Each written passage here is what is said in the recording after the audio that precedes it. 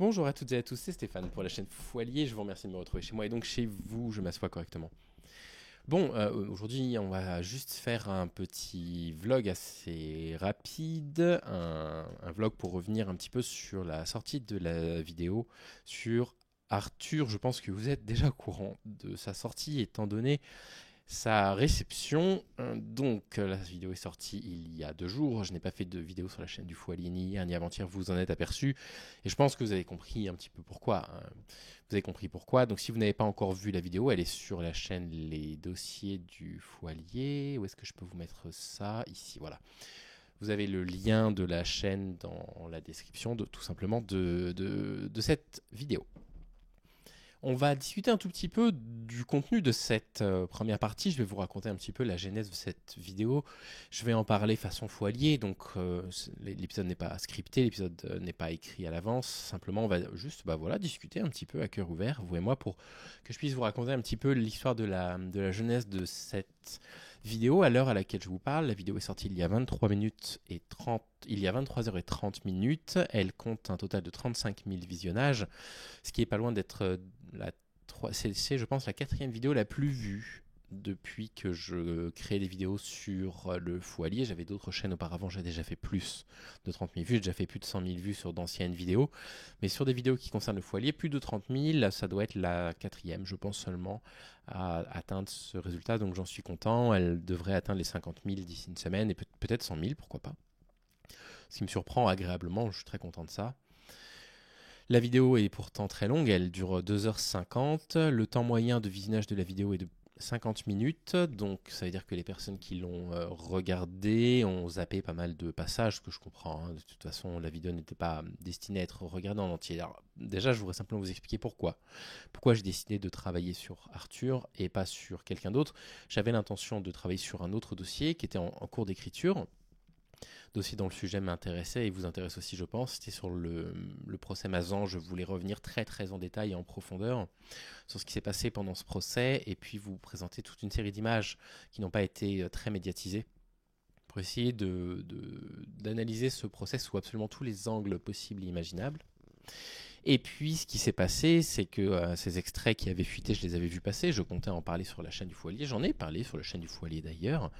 Ont provoqué une réaction inattendue de la part d'Arthur et de l'entourage d'Arthur, qui ne savent pas très bien comment Internet fonctionne, je pense, puisqu'ils ont décidé de faire censurer en fait ces extraits-là et certains comptes qui ont partagé ces extraits, ce qui n'est pas normal.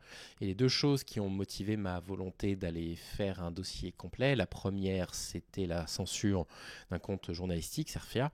Je trouve ça absolument inacceptable, hein, de s'en prendre à la liberté de la presse d'informer, et c'est la censure de la vidéo de Badu avec Zoé, avec Dr Zoé. Ça, je vous avoue que je l'ai vraiment pris personnellement, en fait, hein. Censurer les copains, c'est me censurer moi. Je l'ai vécu comme ça et je me suis dit, bon, puisque c'est comme ça, je me retrousse les manches et j'y vais. Je fais un dossier. Donc voilà, je suis allé sur une chaîne YouTube qui recense à peu près 300 épisodes d'Apprendre ou à laisser. J'ai vu qu'il y en avait 203 durant lesquels Arthur recevait des candidates, donc j'ai téléchargé ces 203 vidéos-là. Je les efface au fur et à mesure, bien évidemment, parce que ces vidéos ne m'appartiennent pas, hein, donc je ne veux pas les conserver sur mon ordinateur. Et je m'étais dit, je vais tout regarder. Alors au final, j'ai fini par en regarder 103, un petit peu plus depuis, hein. J'en ai regardé 103 pour préparer l'épisode, mais depuis, je continue à regarder quelques épisodes par-ci par-là, pour continuer à récolter quelques extraits dans l'éventualité où il devait y avoir des répercussions judiciaires à mon encontre. Si jamais c'était le cas, bah, il faudra que je puisse me défendre, et je me défendrai comme je me suis défendu avec Stéphane Edouard, en multipliant en fait la quantité d'extraits au plus possible pour pouvoir dire, oui, mais regardez les comportements que je dénonce, hein. Je comprends que ma vidéo puisse ne pas faire plaisir à l'animateur, évidemment. Donc s'il devait y avoir des répercussions judiciaires, je me défendrai comme je me suis défendu contre Stéphane Edouard. Je vous rappelle que non seulement j'ai gagné mon procès, mais en plus il a été condamné, Stéphane Edouard, pour procédure abusive. Il semblerait qu'il ne fasse pas appel, a priori, hein. C'est même à peu près sûr maintenant. Et donc, j'ai continué à regarder des vidéos et puis j'ai récupéré d'autres extraits que je ne vous présenterai pas du coup dans la deuxième partie. Donc, pourquoi il y a deux parties? La vidéo, c'était pas prévu. Moi, je voulais faire une vidéo de 2 heures au départ. Il y a deux vidéos parce que le premier montage, je fais toujours deux montages. Quand je travaille, je fais un premier montage qui est un montage brouillon, un montage dans lequel je mets tous mes extraits, dans lesquels je mets toutes les parties où je papote. Je fais un premier montage en fait où j'enregistre uniquement la voix, je m'enregistre pas en images. Et puis ça me donne une petite idée générale avec le premier montage de ce à quoi va ressembler l'épisode. Et en faisant ce premier montage, ce premier brouillon, ce que moi j'appelle des brouillons quand j'exporte du coup ensuite ces épisodes, j'appelle ça des brouillons, durait 7h06, 7h06. Et j'avais pas mis tous les extraits que je voulais mettre, etc. C'était un brouillon. Et je me suis dit, ok, bon, à 7h06, si je mets en ligne une vidéo sur YouTube de 7h06, la vidéo elle est mise à mort avant même qu'elle n'existe, c'est-à-dire que personne ne va la regarder, le taux de visionnage de la vidéo ne dépassera même pas les 10%, et donc YouTube ne mettra pas la vidéo en avant, qu'elle ne sera pas vue. Donc il faut que je le fasse en 2 fois, et évidemment c'est poser la question de comment je fais. Et au départ, j'étais absolument convaincu que je ne sortirais pas la première partie sur les dossiers du Foilier. Je m'étais dit, je vais le sortir sur cette chaîne ici, sur la chaîne du Foilier, parce que les dossiers du Foilier, c'est une chaîne beaucoup trop petite, beaucoup trop récente. Je l'ai créée il y a 1 mois et demi. Elle avait 2900 abonnés au moment où j'ai sorti la vidéo sur Arthur, est actuellement 5000. Je m'étais dit, en fait, je peux pas. Je vais devoir en sortir une partie d'un côté, une partie de l'autre. Et puis j'en ai discuté avec les copains sur la méthode à faire. Et puis je me suis dit, mais non, en fait, sur les dossiers du Foilier, il y a une identité qui n'est pas la même identité que sur cette chaîne. C'est une chaîne où j'écris et je monte des épisodes. Et ça doit sortir sur les dossiers du Foilier. Donc je vais lui donner un petit coup de pouce à cette vidéo. Et pour donner un coup de pouce à cette vidéo, j'ai dû faire un pari. Et ce pari, c'était de créer un tweet viral. Je me suis dit, si je veux que cette vidéo soit vue, il faut que j'arrive à toucher certaines personnes. YouTube ne la mettra pas en avant. La chaîne n'est pas monétisée d'ailleurs. Pas encore. Et donc, comme elle n'est pas monétisée, bien évidemment, YouTube met beaucoup moins en avant ces vidéos qui ne leur rapportent pas d'argent. Et donc, je me suis dit, il faut que je trouve une solution pour créer un tweet viral. Et donc, ce que j'ai fait, c'est que j'ai récupéré quinzaine d'extraits qui me semblent être des extraits assez percutants. J'ai fait un tout petit montage d'1 minute 30. Si vous n'êtes pas sur Twitter, je peux vous montrer ce petit montage d'ailleurs, comme ça vous l'aurez vu. Et ce que j'ai fait, c'est que j'ai simplement créé un premier tweet où je présente simplement ces extraits-là. Je ne fais que les présenter.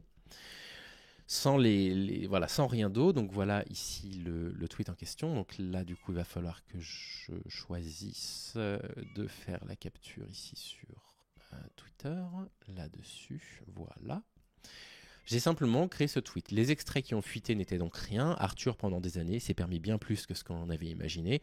En témoignent ces quelques extraits par les 1100, oui, 1100 que j'ai isolés ces dernières semaines. Alors, en réalité, maintenant, j'en ai à peu près 1250 avec les derniers épisodes que j'ai vus. Et dans la première partie, dans le premier dossier, il y en a 300 que je partage. Il y en aura 250 dans la deuxième partie qui sort lundi prochain. Je laisse un petit délai d'1 semaine et voilà ce que j'ai choisi de partager. Probable, hein. Jackie et Annie, j'aimerais bien voir la photo des deux à 4 pattes, franchement. Hein. Oh, c'est super vu d'en haut. Oh, dis donc. Bruce Lee, c'est maintenant qu'il faut nous faire un mawashi. Hein. Vous pouvez remonter votre manche quand même, parce que là, ça fait un peu exagéré quand même. C'est de la télévision. Par contre, vous pouvez m'enlever votre chemisier outre-mer. Vous avez remarqué qu'en touchant mes fesses, ça porte bonheur. Alors. Jackie Chan. Les jumelles. La boulette et la merguez. Inscrivez-vous, comme ça le jour où vous jouerez, on lui refera des seins. Allez. Vous savez quel est mon fantasme? Non mais je veux savoir. Faire ça avec vous derrière une porte que vous auriez peinte. Oh là là. On se refait pas, hein. Mais personne ne vous demande de vous refaire, enfin, quoique. Ah, elle est comme elle est sexy cette Catherine. Je rêve d'être nu avec vous et le pistolet sur la hanche comme ça. Contrôle de cuisson. 12, 15, 14, 8. Vous savez qu'il est temps que vous fassiez la paix avec votre corps. Est-ce que vous êtes conscient que vous n'êtes pas du tout en rythme? Oui. Vous avez l'air convaincu Chewbacca ce soir, hein? Ah, qu'est-ce que vous êtes jolie. Le bleu, ça ne vous plaisait pas. Le rouge, c'est la couleur de la passion.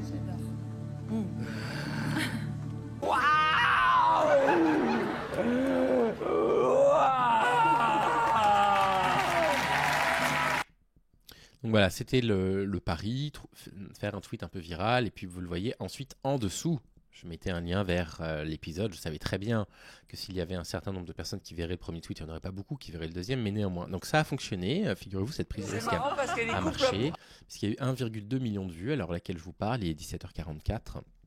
On est le 9, donc 2 jours après la sortie, 1,2 million de vues sur Twitter, c'est devenu viral. Et là, le deuxième tweet avec le lien vers l'épisode a été vu 52 000 fois, et donc il y a peut-être 10% de personnes qui ont cliqué dessus grâce à ça. Donc j'ai peut-être 10 000 vues sur les 35 000 qui venaient de ça. Donc c'était ma stratégie, c'était de me dire, si je veux que la vidéo soit vue, je ne le fais jamais, mais il faut que je joue le jeu en fait. Il faut que je joue le jeu d'internet. Si je veux que ce soit vu, il faut que je buzz. Même si après le contenu de l'épisode n'est pas un contenu putaclic, quoi, à proprement parler, que c'est une vidéo d'analyse, une réelle vidéo d'analyse, on va revenir dessus, il faut que j'attire les gens. Donc j'ai réussi à créer ce tweet viral. Il va falloir que je fasse la même chose lundi prochain, avec un autre petit montage sous le même format, pour que la deuxième partie des dossiers soit également vue. Parce que comment est-ce que j'ai choisi de diviser du coup les dossiers ? Je me suis dit, il y a 16 chapitres au total, je vais sortir les 7 premiers chapitres dans le premier dossier et les 9 suivants dans le deuxième. Pourquoi ce découpage-là ? Parce que les 7 premiers chapitres sont avant tout des chapitres pédagogiques. Je montre beaucoup d'images un petit peu choquantes d'Arthur et les gens sont scandalisés par ce qu'ils ont vu, mais je vous garde bien évidemment les extraits un peu graves pour la deuxième partie. Et je profite de cette première partie pour ne pas simplement susciter l'indignation chez les personnes qui viendraient voir la vidéo, mais pour essayer de les faire réfléchir. Ce que je vais vous montrer dans le deuxième épisode, la question qu'il faut se poser, c'est pas est-ce que c'est scandaleux ou pas, c'est scandaleux bien évidemment. Ce qu'il faut qu'on puisse se demander, c'est comment on en arrive là, comment un animateur peut arriver à faire ce genre de choses, et il y a des étapes avant bien évidemment. Si on ouvre une parenthèse, on parle plus du tout d'Arthur, mais on parle de violence conjugale en général. Vous le savez très bien que la violence conjugale, on en parle beaucoup sur cette chaîne, n'est pas quelque chose qui arrive soudainement, d'accord, hein, c'est un continuum, il y a des choses qui arrivent avant l'acte de violence physique. Et bien de la même façon, on peut se demander, pour revenir sur apprendre ou à laisser, si avant qu'il y ait des contacts non consentis, des baisers parfois non consentis, Arthur qui va regarder sous des jupes, qui va toucher, vous verrez des culottes, enfin, avant d'en arriver à là, il doit se passer autre chose en fait, ça peut pas fonctionner comme ça, il y a une forme d'impunité qui doit se construire, et j'essaie d'expliquer à travers ce premier épisode comment l'impunité se construit. Et j'ai choisi, pour une fois, de ne pas le faire seul, c'est-à-dire que je me suis dit, c'est plutôt pas mal, je suis en train de faire une vidéo sur Arthur qui peut potentiellement buzzer, donc là elle est à 35 000, c'est pas mal du tout, on verra si ça monte, et donc je me suis dit deux choses, premièrement, autant en faire profiter des copains, qui m'ont toujours soutenu et qui travaillent avec moi. Deuxièmement, autant leur demander de travailler sur des discours intéressants. Et c'est pour ça que dans cette vidéo, vous voyez apparaître d'abord Paduring, qui, dès le premier chapitre, explique aux personnes ce que sont les classes sociales, ce que c'est qu'une réflexion de classe, pourquoi on parle de lutte des classes, qu'est-ce que ça veut dire, et ça permet de comprendre en fait la position des candidats et des candidates qui sont dans l'émission. J'avais besoin que Paduring introduise cette notion-là pour que les gens comprennent que dès le début, en fait, il y a un mécanisme de pouvoir qui va se jouer entre un animateur qui possède 600 millions d'euros aujourd'hui en 2024, 2025, mais en 2024, sa fortune est estimée à 600 millions d'euros, et des candidates qui, elles, n'ont pas grand-chose. Ensuite, j'ai tenté de tordre le cou à tous les critiques qu'on pourrait émettre à mon encontre. À savoir, est-ce que, bah ouais, mais en même temps, les candidates, elles sont libres de venir. Et c'est pour ça que j'ai fait intervenir Doumit qui a étudié la philosophie toute sa vie, qui enseigne la philosophie en lycée. Et donc Doumit parle de la liberté, c'est-à-dire quoi être libre dans un premier temps, et ensuite, est-ce que les candidates sont libres d'être sur le plateau ? Et dans la deuxième partie, Doumit réintervient, vous le verrez, parce qu'il répond à la question, est-ce que les candidates sont libres d'intervenir quand elles voient des choses anormales sur le plateau ? Ensuite, bien sûr, vous avez Iéna qui est intervenue pour expliquer ce qu'on entendait par consentement. C'était très important pour moi de faire intervenir une militante féministe qui travaille sur justement la question des violences faites aux femmes, pour qu'elle puisse vous expliquer qu'on ne peut pas consentir librement dans une situation dans laquelle il y a un rapport de domination. Et ensuite, petit à petit, elle évolue pour expliquer pourquoi le consentement n'est d'ailleurs pas suffisant. Le consentement place les femmes dans une situation passive, elle doit consentir à un acte, et pourquoi on parle plutôt de désir mutuel. Et enfin, Christophe, de Position Revue, qui intervient à la toute fin de l'épisode, dont l'intervention a été très appréciée aussi, je suis très content, pour lui et pour moi, hein, qui essaye d'expliquer pourquoi on voit souvent Arthur rabaisser des mecs, pourquoi on voit souvent Arthur expliquer à des femmes que leur mec les trompe, que leur mec n'est pas... Enfin voilà, pourquoi est-ce qu'il s'en prend au couple des femmes ? Et expliquer ce qu'on entend par capitalisme patriarcal, en utilisant en plus une de mes autrices féministes préférées, Silvia Federici, que j'ai citée dans 80 vidéos sur cette chaîne. Et donc, fin du chapitre 7, on a montré pas mal d'images et on explique le contexte. À partir du chapitre 8, donc, je vais sortir lundi, je suis encore en train de travailler le montage, je vais tout vous expliquer. Hein. Vous allez comprendre pourquoi je travaille encore ce montage. À partir du chapitre 8, là maintenant c'est bon, on a compris comment ça se passait et donc je montre des gestes dans différentes catégories de gestes anormaux entre le chapitre 8 et le chapitre 16.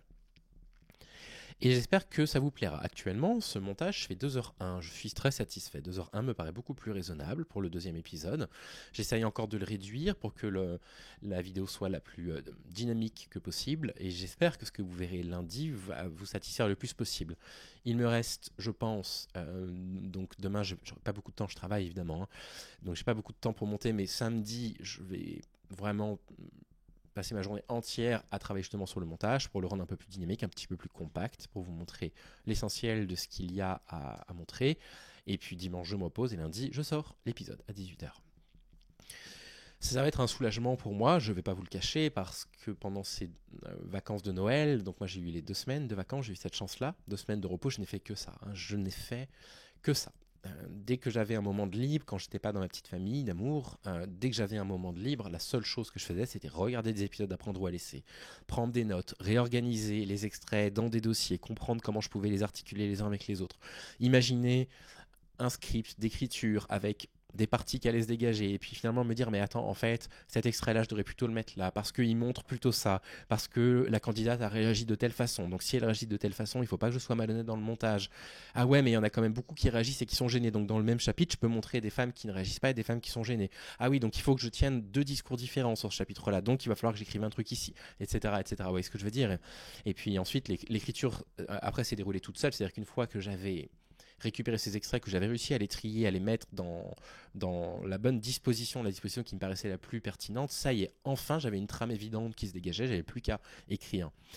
Évidemment, il a fallu que je fasse relire tout ça parce que je sais très bien ce que je risque. Et donc, j'ai écrit à qui? J'ai écrit à un avocat, tout simplement, que je connais bien, qui n'est pas Maître Reisberg, qui est une personne que je côtoyais quand j'étais au lycée, qui m'avait écrit pendant mes déboires avec Stéphane Edouard, qui m'avait très gentiment proposé de me défendre pro bono. Et là, je voulais pas déranger Maître Reisberg en ce moment, donc c'est à lui que j'ai tout fait relire, voilà, en disant, voilà, il faut que le texte, le script soit absolument parfait, parce que je ne veux pas risquer la moindre diffamation, quoi. Je ne veux surtout pas que ces heures et ces heures et ces heures de travail finalement finissent par m'amener au tribunal. Ce serait trop bête, ce serait trop dommage. En moyenne, j'ai regardé 25 minutes par épisode. En moyenne, souvent je passais l'introduction qui durait 4-5 minutes selon les épisodes, et ensuite je passais la toute fin de l'épisode, le moment où il y avait beaucoup de suspense sur l'ouverture des dernières boîtes, parce que dans les 10 premiers épisodes que je regardais, je remarquais qu'il n'y avait pas grand chose dans ces moments-là, il n'y avait pas grand chose à montrer. Le contenu de ce que je vous montre, c'est toujours le cœur de l'émission, à partir de 5 minutes jusqu'aux dernières minutes. Voilà, vous avez Safran que vous entendez miauler à la mort, je ne sais pas pourquoi, je vais peut-être fermer la porte.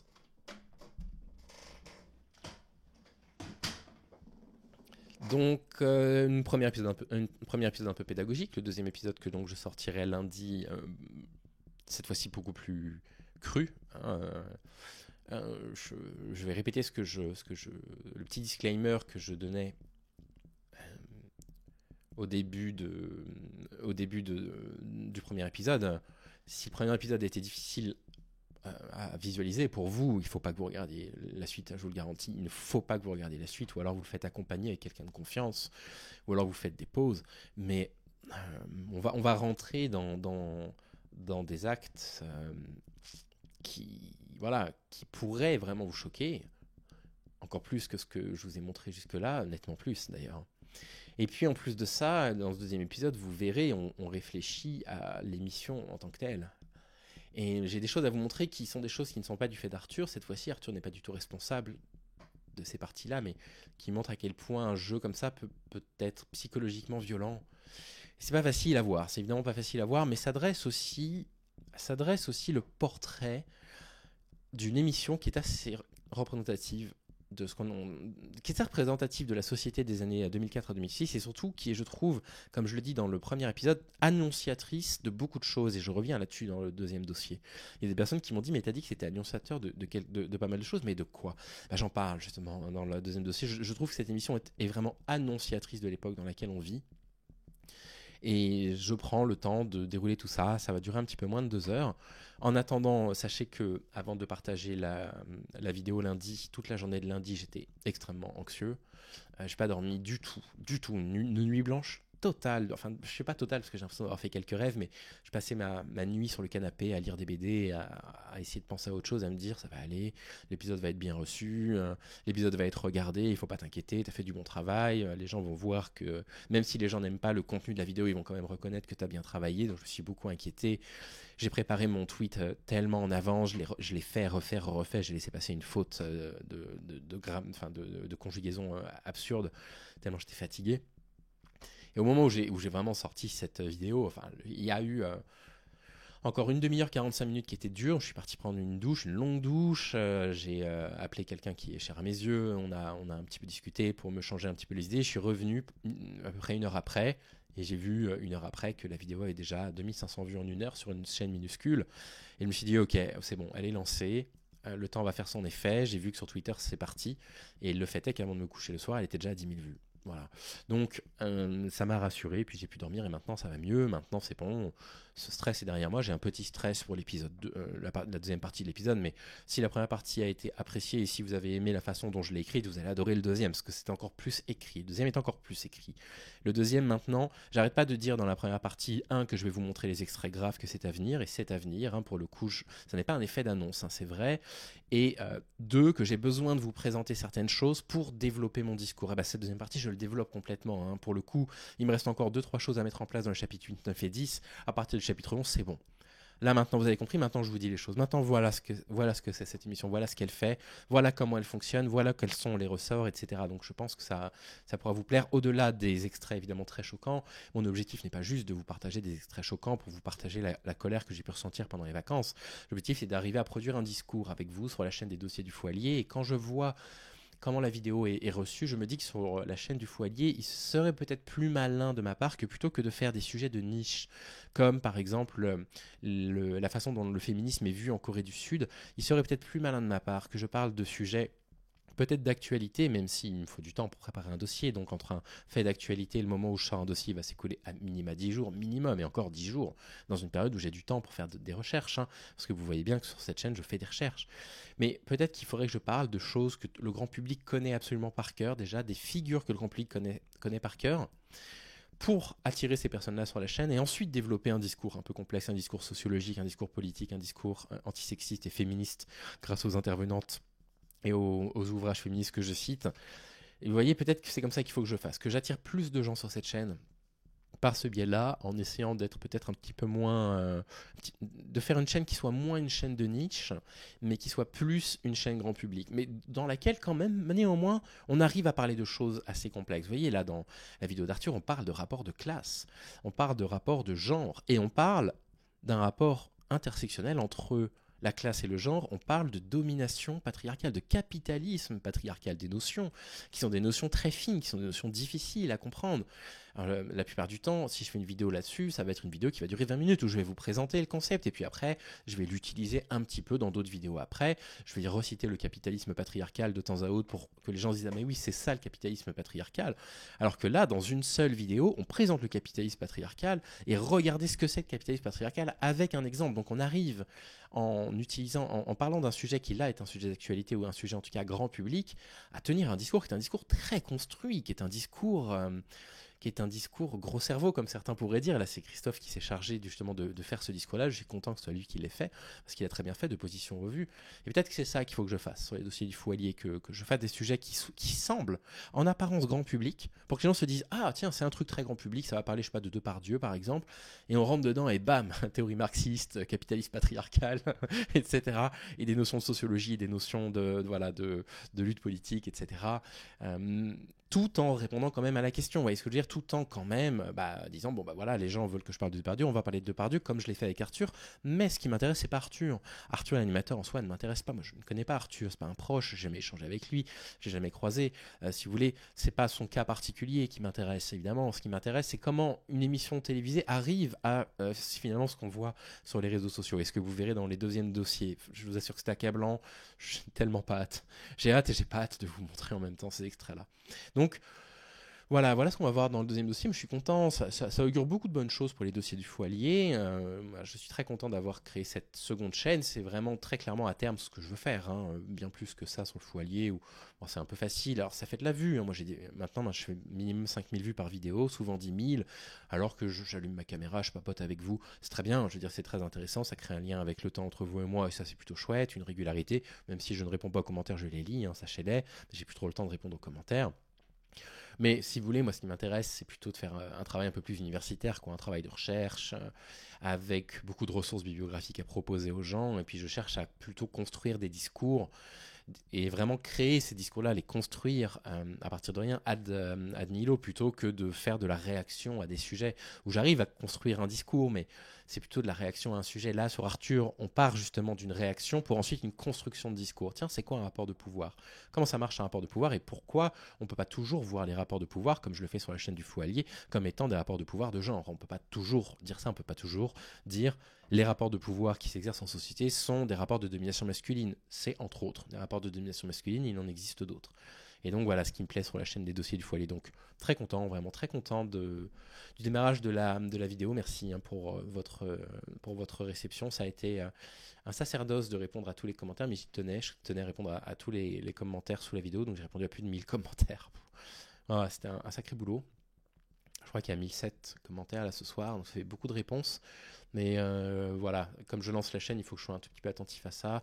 Je suis content, globalement, je suis content. Donc, il me reste encore une grosse journée de travail samedi pour pouvoir produire un montage qui soit un montage conséquent, un montage intéressant. J'espère un petit peu moins de 2 heures, je vais faire de mon mieux pour, je pense que c'est faisable. Je ne rajouterai pas les derniers extraits que j'ai découverts. Peut-être qu'on les verra sur cette chaîne. Peut-être que sur cette chaîne, je vous dirai, au fait, il y a plein de choses que je ne vous ai pas montrées, voilà. Mais là, voilà, l'écriture étant vraiment terminée, le montage est quasiment terminé. Je me suis déjà filmé, tout a déjà été écrit. Si je rajoute certains extraits qui ne correspondent pas exactement à ce que je décris à l'oral, ça n'aura pas beaucoup de sens, beaucoup d'impact. Il faut quand même que ce que je montre à l'écran soit précis et illustre parfaitement mes propos. Il faut que je fasse attention quand même à ça. Voilà ce que je voulais vous dire. Merci pour l'accueil que vous avez réservé à cette vidéo. Je vous remercie pour tout. Et puis écoutez, ce sera lundi 18h pour la deuxième partie. Voilà, bonne soirée les amis, à bientôt.